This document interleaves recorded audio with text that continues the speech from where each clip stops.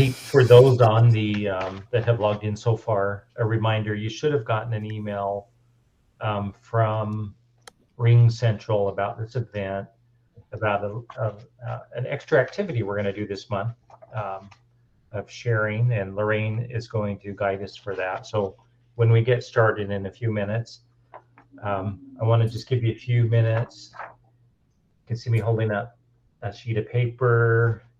Then I have a pen. We're going to have some live activities and then be sharing them on the video. You'll have an opportunity to share them on the video.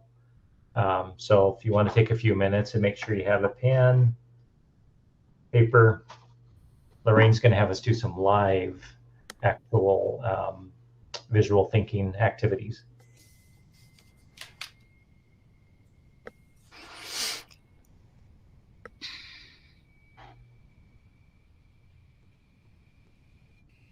And Lorraine, we'll get started at about 12:02, so about 2 more minutes. Sounds good.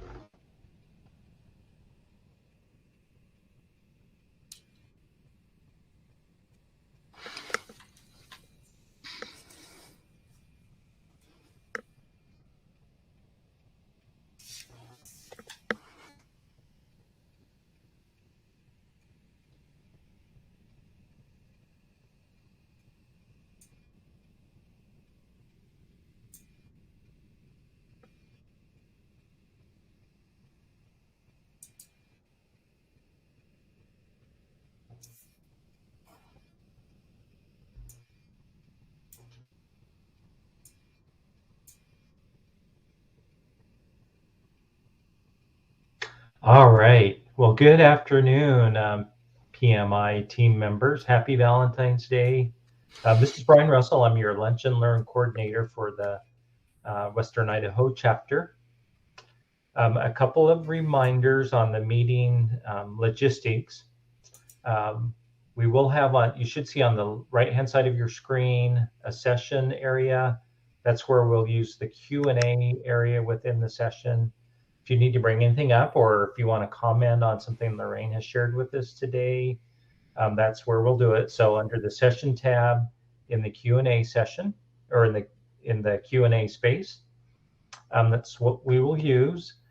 As I mentioned a couple of minutes ago, we are going to do a more interactive activity on this Lunch and Learn. So again, have some paper, a pen handy.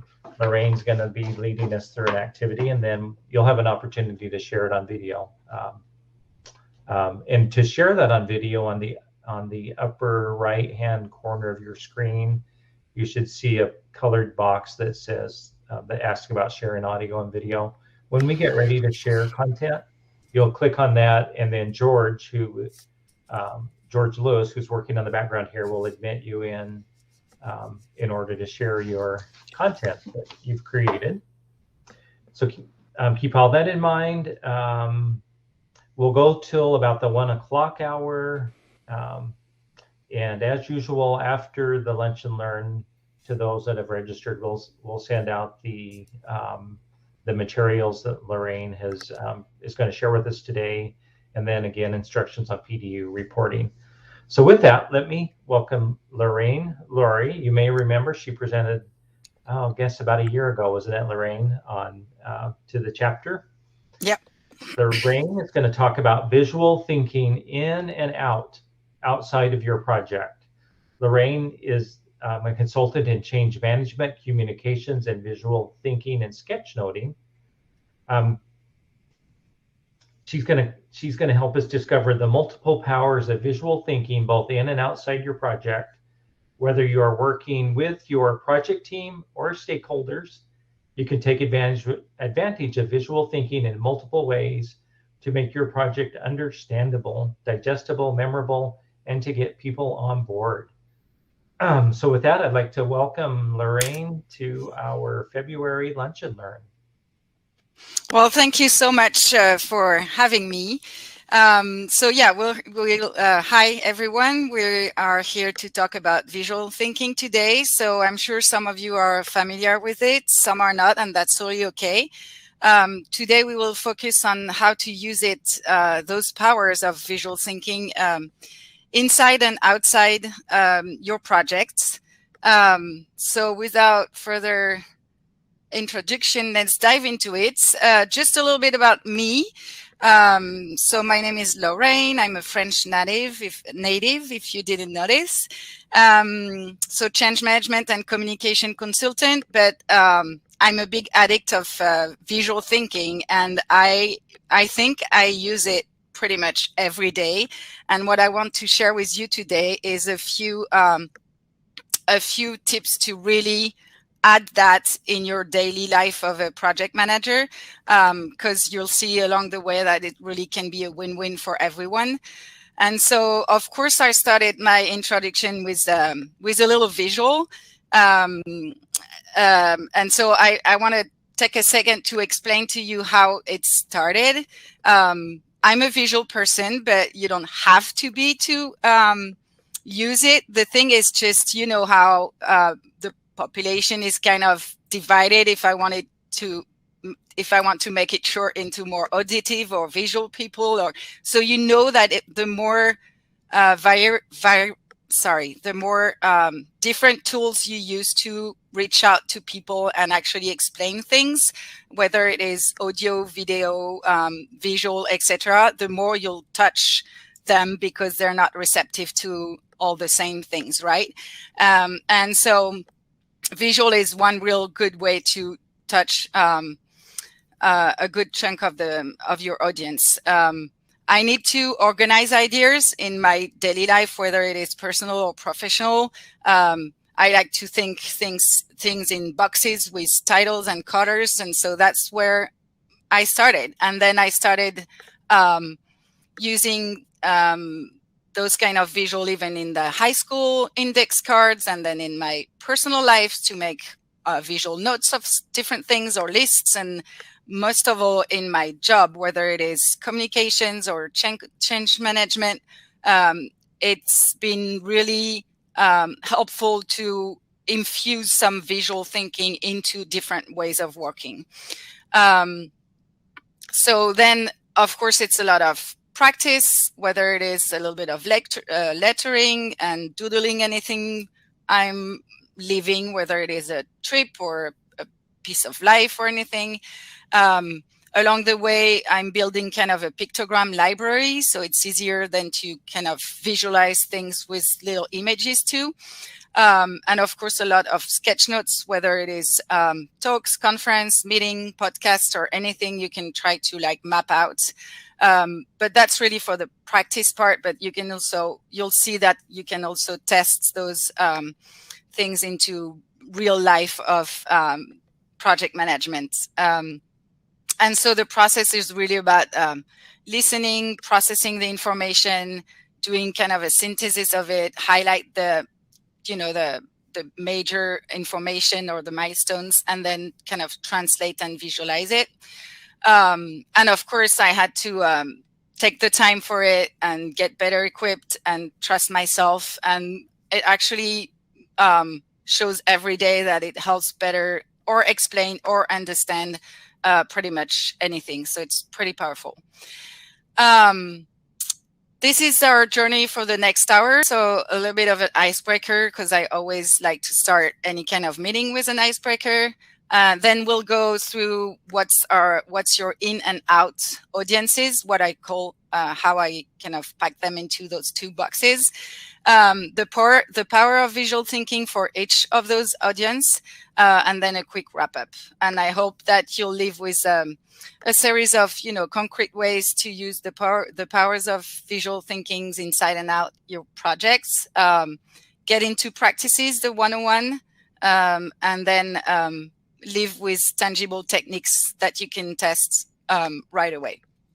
And actually, I want you to get your hands on right away. And that's why Brian mentioned earlier the option to ask for sharing, because I'd love to see some of your work. I want to try out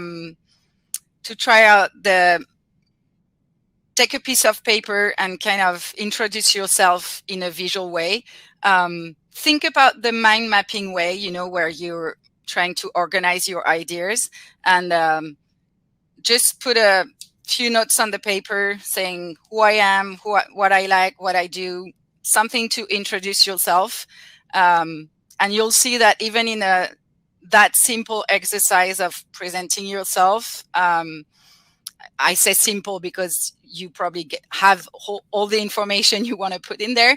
It's a good exercise to force yourself to organize the information in some little blocks or something, so that it helps you when you have to present that after, to pitch it. It helps you to kind of have your flow along the way, and you'll see how we can translate that into a more of a professional situation after.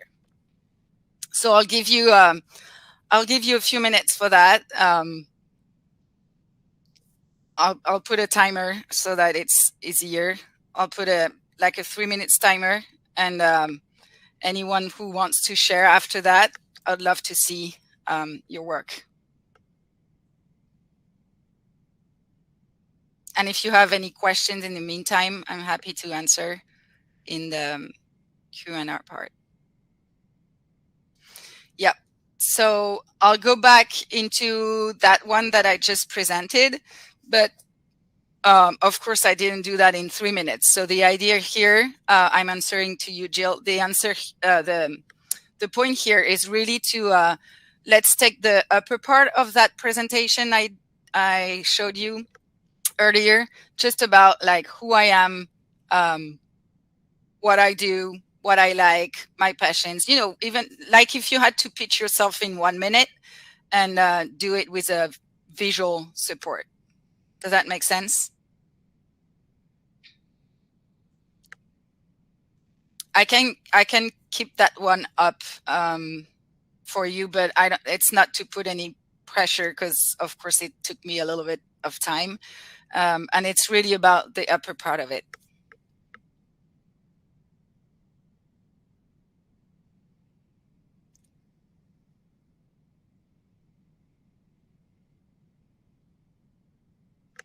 And of course, no pressure to make it neat and clean. So, Lorraine, this is this is me as the communications coordinator. Can you see that? Wait. I'm supposed to see you? Oh, you can't see my webcam? I can see it. I have to stop sharing probably. Oh, okay. Well, so Brian, can you see visually? I've represented the 3 things I do as communications. Yes, within the PMI website, mailers, Canva. Canva, yeah, that's what we do our images in. Yeah. Anyway. Okay. Yep. I see it. Awesome. Thank you. Sorry, I had to stop sharing, and I have like multiple windows open. So yeah, I see you, Brian. So what's the pitch that goes with it? Yeah. I'm a native of Idaho.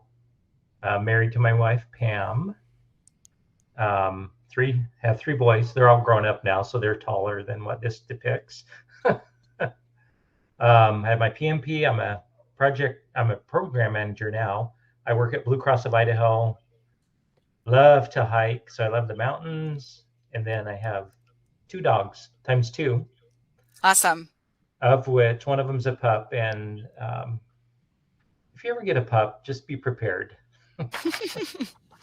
Awesome. I love it. Thank you. You're welcome.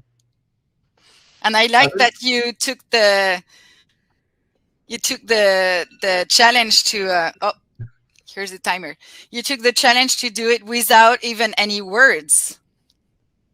Yeah, that's right. Because you can't put words too. Yeah. Yep. That's awesome.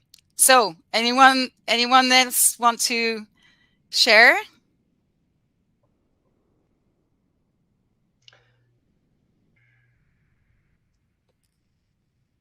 George, do you see any requests for sharing?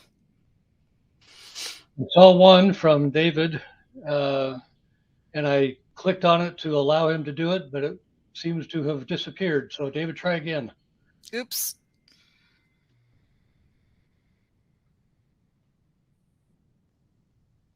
There we go.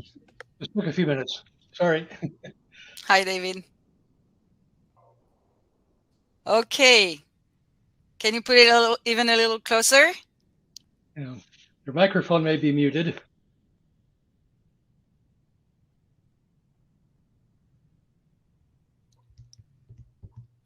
There should be a little control right under the pictures, a picture of a microphone. You can take that off mute if you're trying to talk. Here, I think that's good. You're unmuted. There you go. It looks like you're on now, David. Okay. So do you want to pitch me that?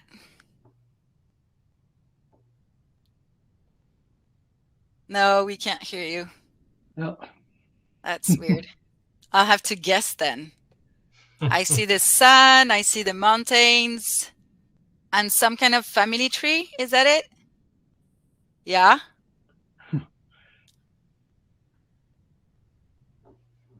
Awesome. For kids? That'd be my guess.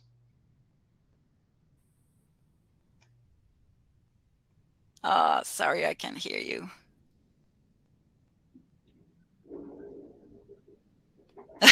Your beard? Okay. Oh, now I get it. The second pictogram. That's cool. Yep. Thank you. Awesome. Okay. Do we have another one or do we move forward? I don't see anybody else that has raised their hand. Jennifer did comment, picture a flow diagram of herding cats. And I think as PMs, we can relate to that. Fun. Okay, thank you. So the goal of that little exercise was really to put you into the visual mode, like how can I translate the whole things I want to say in a few visual informations. So we're going to move forward in just a little description of your of what I call your inside and outside audience, so that you can kind of visualize actually the two little boxes we're talking about here. So when I'm talking inside audience, it's really the project team, the sponsor, the executive that are in or out your business line, because sometimes you have executive that needs to be really convinced and on board along the way, and that are not your direct business line. And for them, you probably want to provide them with detailed presentation, the risk analysis, the impact per audience, the budget follow-up, the data to make the right decision, a precise timeline, all those things you're going to provide for steering committees or other opportunities to have them on board and keep them on board, right? So this is the inside audience who probably needs that 30 slide deck that you need to provide, those Excel with a lot of details, etc. But you'll see that at some point, those needs the big picture too. Okay, Lorraine? Yep. Just a quick, you're not presenting anymore, so. Oh, I'm sorry. If you're talking to your slide, then we're not seeing it yet. Yeah. Oh, I'm so sorry. Thanks, George. I'm so sorry. Okay. Okay, better. So I just talked about the inside audience that we were that's the left part I was describing. You see it now, right? Yeah, we do. Thank you. Awesome. So yeah, inside audience, it would be really about the project team, the sponsor, and the executive. And for those, you probably want to provide really detailed information and not always digestible, but they need a lot, right? But you'll see that even with them, you'll have opportunity to use visual. For the outside audience, here I'm more talking about all the stakeholders that are gravitating around the project, the whole company, the market, the partners. You go larger and larger. And for them, you really want to tell the big story, the big picture, the why you're doing this, the what's in for them, and with transparency along the way. And we tend to use the same channels for those different audiences. And here I'm going to show a few opportunities where you can keep it simple, visual, and high level in particular for that outside audience. Oops. So for the outside audience, I would really, in terms of communication, recommend to use those 5 whys, and the how on top of it. So really the what, why, when, who, where, and how, and with the what's in for them, because that's the good way to really get them on board. And as a human, that's really the question we ask yourself in any change situation, right? And that's pretty it. And that's where really the visual, you'll see we're going to dive into that in a few minutes and actually practice. That's where the visual can be really useful, whether it is to show the high-level timeline of the project with just where does it start, where's the go live, and the milestones in between, right? And it also forces yourself to kind of take a step back and really try to summarize and show a high-level version of what are the big steps of the projects. So whether it is that kind of visual timeline, whether it is just the big framework of the project, the question I'm asking here, what is it? Why are we doing it? When are we doing it? Who is involved? Who is more or less impacted? Where is it going to happen? And how are we going to get this done, right?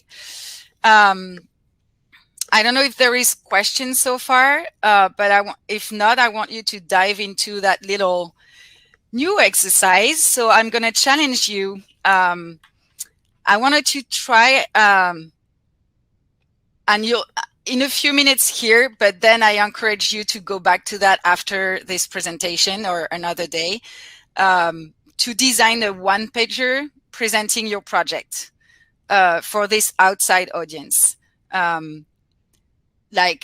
So you'll see here, you'll find again those what, why, who, how, where, and when. And you really want to, have bullet points or max 2 sentences per section, and really have the main information if you had to pitch the project, even to me, in like 2 minutes. Are you ready for it? So again, no need to be neat or clean or anything. It's just really to force you into that, even just the brain work, like to really organize your blocks and highlight what you would say in a 2-minute pitch. And so, Lorraine, you're asking the audience to pick a project, real or imaginary, and kind of fill in the data like this. Okay. Yeah, the ideal situation is just take the project you're working on right now, because it's easier if it's real, or pick one of the projects you're working on if you're on several.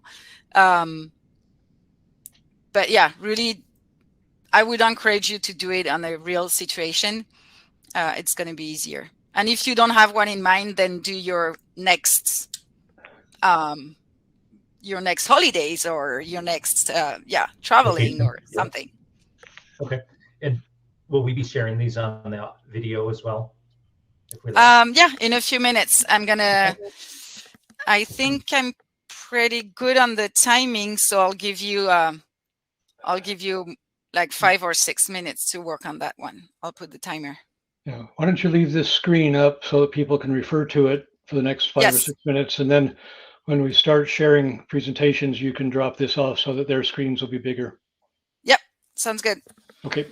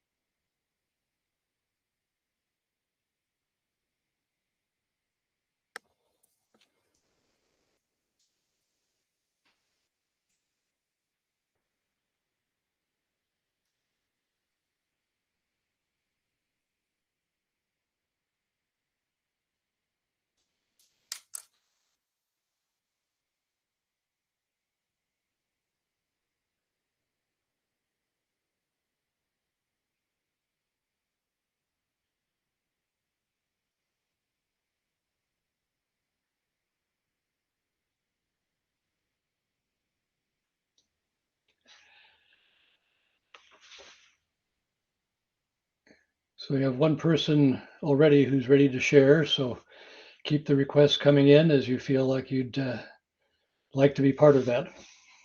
Okay, I'll give 3 more minutes.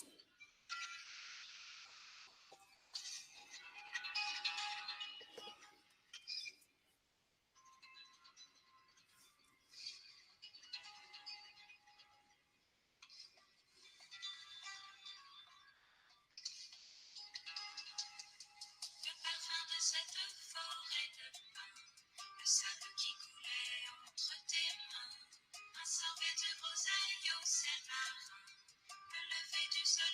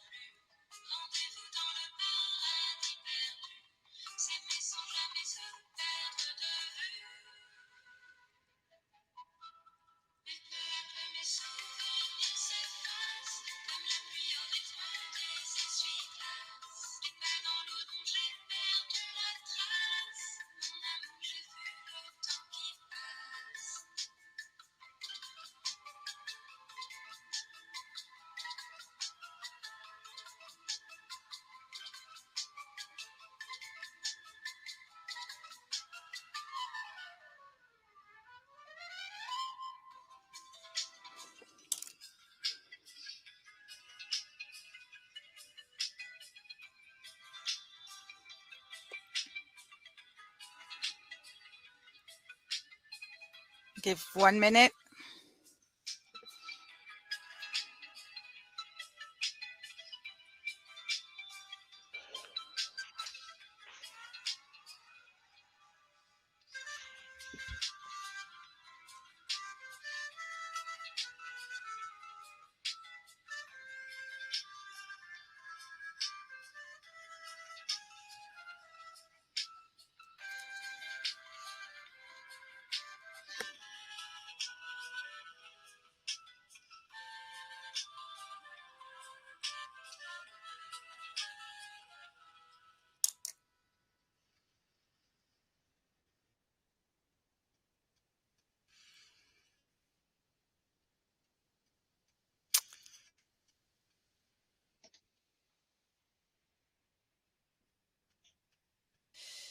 Okay, I'll pause that. All right. So 3 people gonna... have indicated they're ready. Awesome. I'm going to stop sharing. Let's go. Okay. Who wants to go first? Let's see. I've got a list in order, I think. So we'll start with Jennifer. Awesome. And I've already clicked OK, so hopefully it'll come up soon. Okay.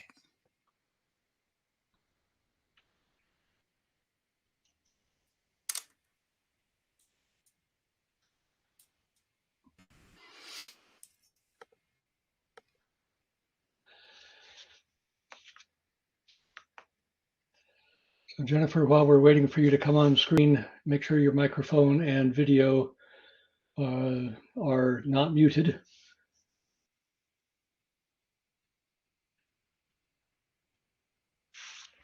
And come on.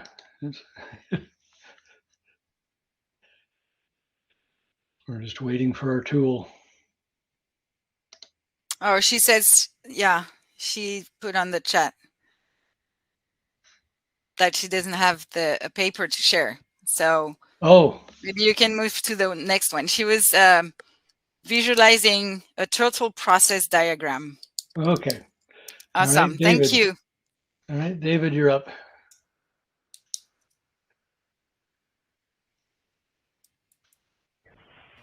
I see David. Can you hear me now? Yes. Yay. Magic. Okay, so this project has to do. But I don't see you. Sorry. Oop. You were on and you were on and you went off. So I won't see. Oh. Yeah, we see you now. Yep. Okay. Try again. Okay. Okay. So what's the project? So the project has to do with allowing members that are BCI customers to obtain a cost, an accurate cost for a specific service. Hence the target with the arrow. We started out, it was a phased approach. So some of the products were available in 2023 with all the products available in 2024. Awesome. So it's you have your interactive. Members can look at it via the web, hence my lovely computer. Awesome. So yeah, I can see you have your what, you have your who, you have your timeline. And what's the why? Why are you doing that project? Yeah, transparency for a service, right? Yeah, I couldn't figure out how to represent the federal government. Okay. Other than chains and padlocks and hammers and, things like that. I'm kidding. Well, you can write it down. That's fine. We can use words. It's more, yeah, this one is much more literature than the very first one. You can use words, but yeah, that's awesome. Thank you. You're welcome. Okay. All right. So we go to the next one. Yep. And that would be Ralph. All right, Ralph, I've clicked the button, and David, I'll take you off. Okay. So Ralph should be on his way. Thank you, George. That's awesome to do this interactive piece. All right. While we're waiting for Ralph, I have a quick example that wasn't a project, but I'm also kind of a visual person. And so I have a new phone with a new USB-C connector, and I have a bunch of charging cables that are all old. And I had a packet of a really nice group of charging cables to do all my devices, but now I have to change my strategy. And so in order to take care of the 8 devices that I travel with that need charging, I had to create a picture of all of the cables, all their connections, trying to get them sorted out to figure out which ones I need to now take care of with new cables. Wow. And then try and optimize so I don't have to carry 20 cables with me to do all that. Well, that sounds like a lot. So yeah, but just visualizing it with this was better than just a table for me. Yeah. So, yeah. Okay. Yeah, no, thank you. So yeah, Ralph is saying that he can't share. He's traveling, so he can't perform the exercises. Sorry.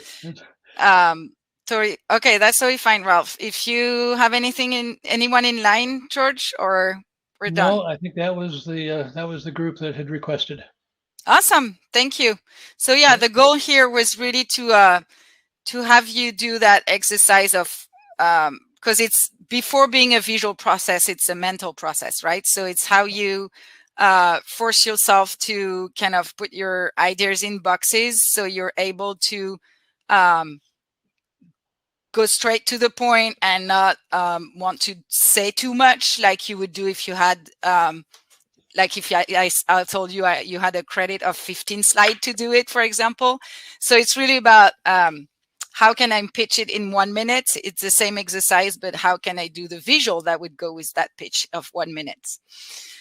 And so I said this one was particularly for the outside audience because it's the inside one would probably need more information and more insight, but of course you can use it. You can use that type of thing to get the big picture, to share the big picture first, even with your inside audience. But then we're going to switch to that inside audience. And I told you earlier that they would need a lot of details and a lot of presentation. Of course, a lot more of information, and visual would probably be harder to use. Well, here is a few example where you can use them, and you're gonna see that in those different situations, it can be really a win-win for everyone in the room.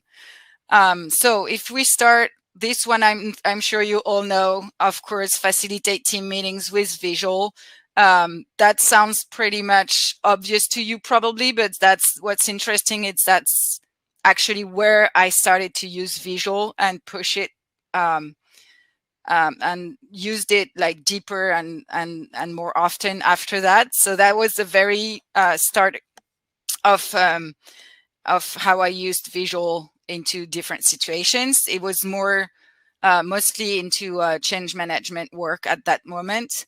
And then I started to, infuse it in various other situations. And I was like, oh, that's really, really powerful in so many other situations. But here you can see a few examples of like, whether it is 5 people in the room or 40, you can use visual to get more, collaboration, alignment, participation in any kind of meeting. If it's your project team, or if it's larger with all the stakeholders you're working with, or whether you need to get organized for, the next spin you're doing or your next month, or draw a timeline, or list and place the milestone together, or just have everyone think of the steps to get ready for your next milestone. So that can be really, really useful. Also, if you need, to kind of align a team on a strategy to move forward on a particular challenge, or you want to do team building, or a meeting to foster innovation, or even for crisis management, the visual is very powerful. Yeah, as soon as you get the right people in the room, and that's the people who have the role you need to put together, the right decision, the right knowledge to make the right decisions if you're here to make decisions. I like to have the people stand up because I feel it's more like active, and the contributions are easier. You mix work activities with a little bit of team building here and there if you have a few hours ahead of you. And it really gets people into a good, you know, a good vibe, and you can work on pretty awesome things.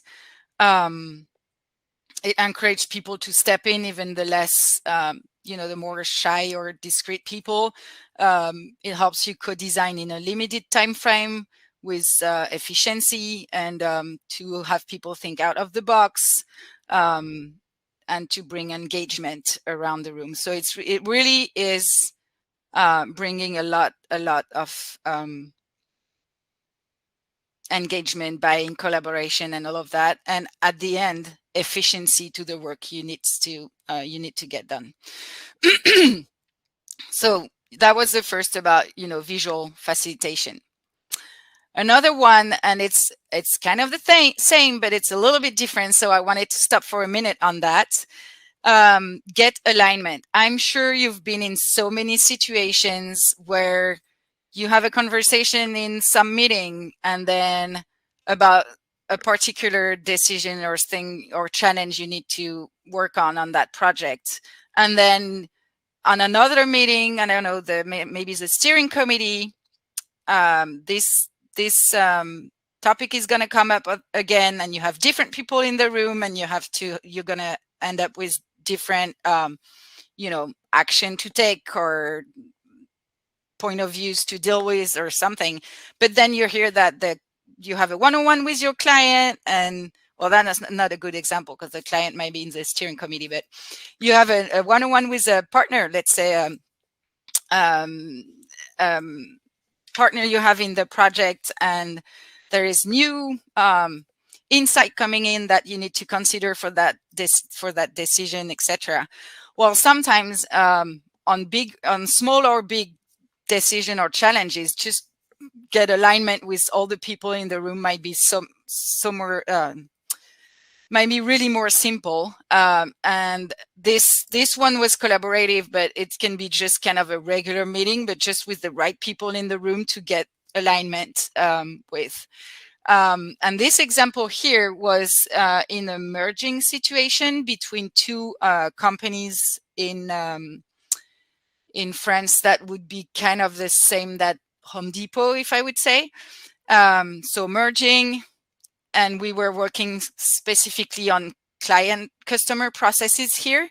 So people from the two customer services from the two companies were in the room together.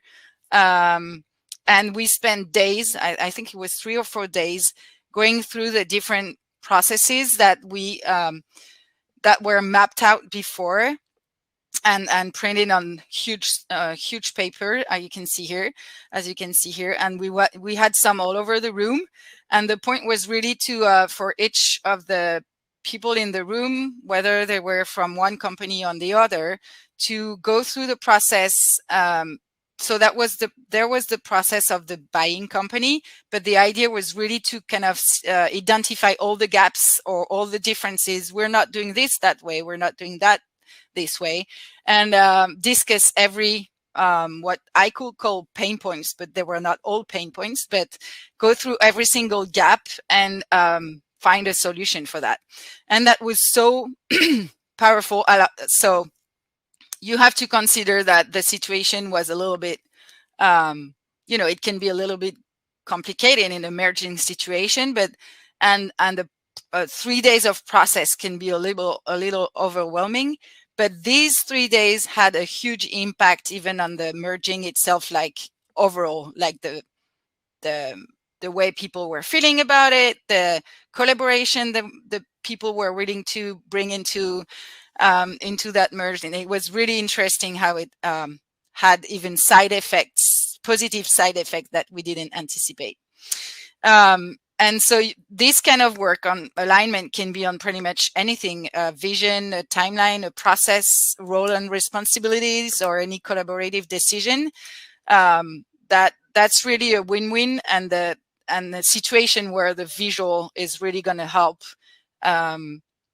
get through it easier and faster. If you take back that example of processes, the other way would have been to, have a shared folder somewhere where all the processes are, and everyone would look at it and make their comments in some way. And, it sounds like really overwhelming this time. And so the visual was a really good tool to get through it without spending months on it. Any question on that piece?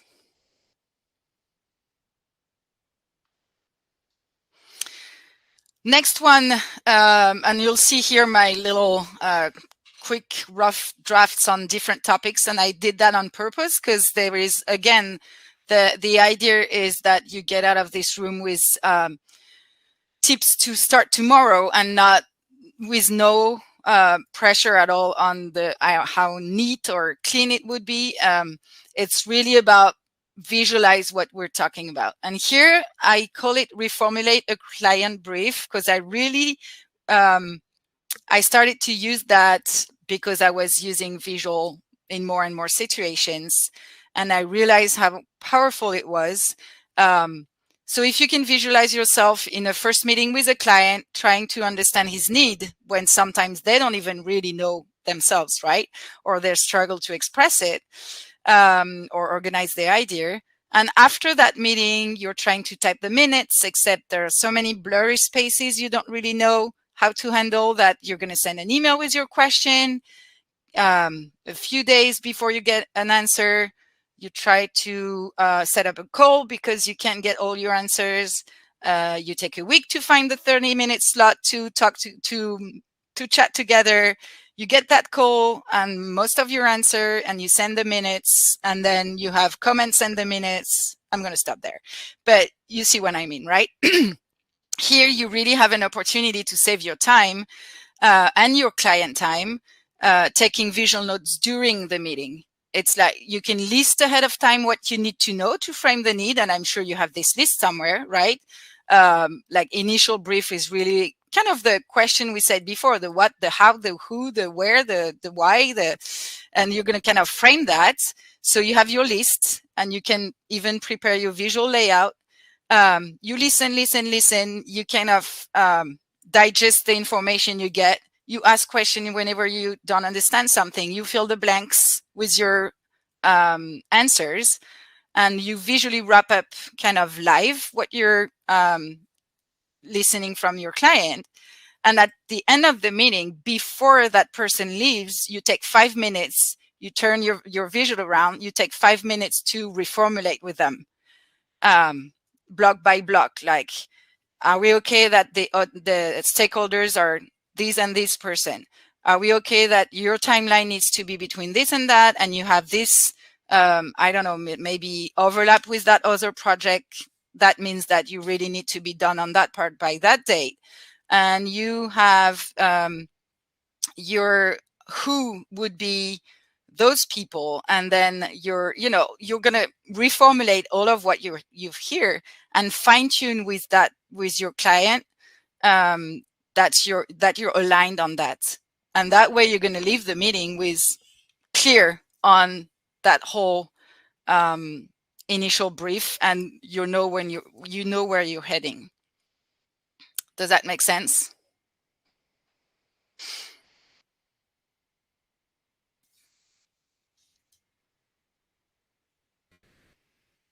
Okay.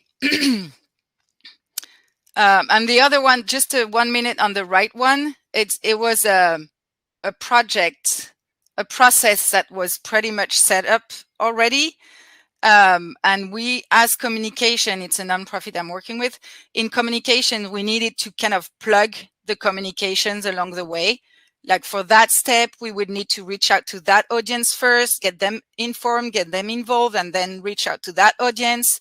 And without the visual, I don't even know how I would have started that, because It looks so simple to do it here, but believe me, at the beginning, it was really overwhelming.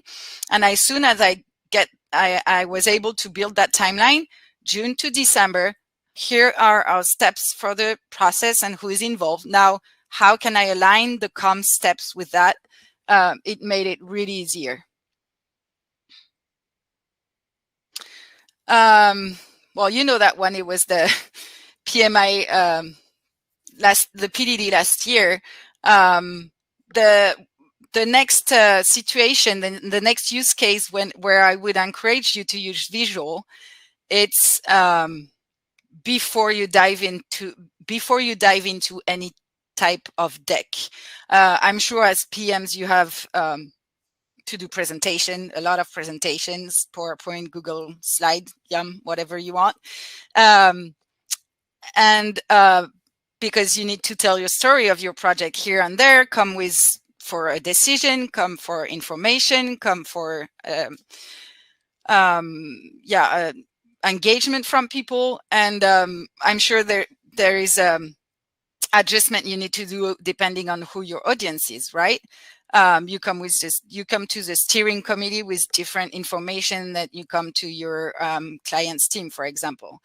And I would almost say that as a rule more than an advice. Try before opening PowerPoint or Google Slide, try to draft your presentation. Build a storyboard, like if you were building, you know, a video storyboard or something. What are my different little windows?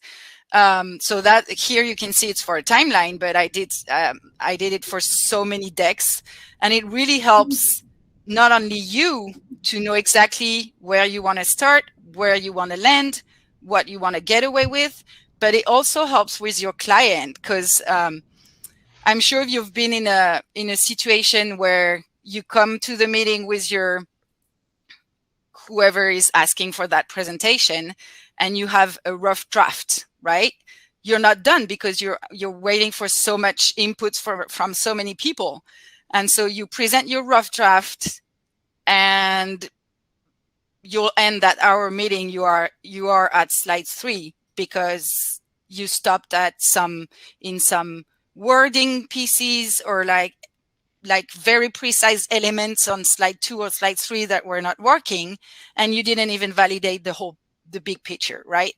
And so that storyboard trick really helps to have the big picture. Like, I think I'm going to start, I'm going to introduce it talking about this, and then I'll go into this. I want 10 minutes on this particular topic because it's really important, and that's the piece I want a decision on at the end. Then I have to focus on that stakeholder in particular because we have a pain point here, and then I'm going to go to this, and then I'm going to wrap up and ask for the 2 or 3 decisions, and this is going to, and it helps you validate your timing too, and it's really helpful to have the guiding thread of your presentation, and you can even with a visual that's not neat or very clean, or you can dare go to your client with that, the person who is needing the presentation, and have them validate that. I've experienced that with some clients.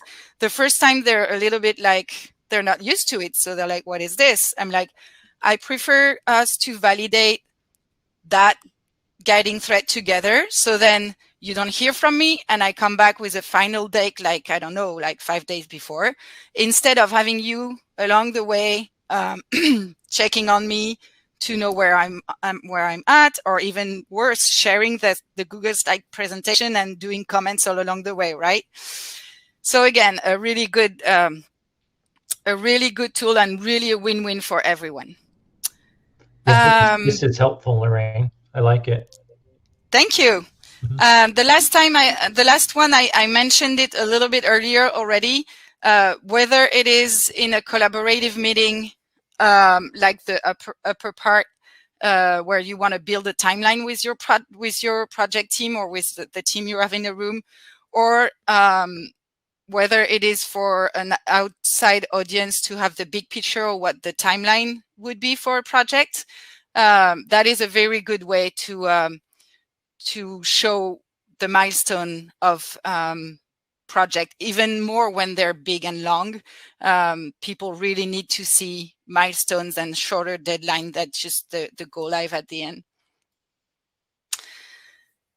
And that's a little wrap up. So now I want you to take kind of your engagement to try. Take a minute to write down one of those use cases you would like to try. Just, you know, to say, oh, I really like that one. I'll try to infuse that more in my daily work. Or I don't know, I have this decision I can't get people aligned on. Let's try that alignment meeting. Or, oh, I have this presentation coming up. I really want to try the storyboard. Or I feel like no one has a clear vision on our timeline on that project. Let's build it together with the project team and then share it with the outside audience. So yeah, I won't ask you to share or show your engagement here, but just take a minute to write it down, and yeah, try in a near future, try the one pager of your project, or alignment meeting, or the client brief reformulation, or the storyboard before a deck, or the timeline. I'm sure you can find a situation where you could use one of those. Oh, I see, Maria. I do have a presentation coming up. The one pager is something I am going to try. Awesome.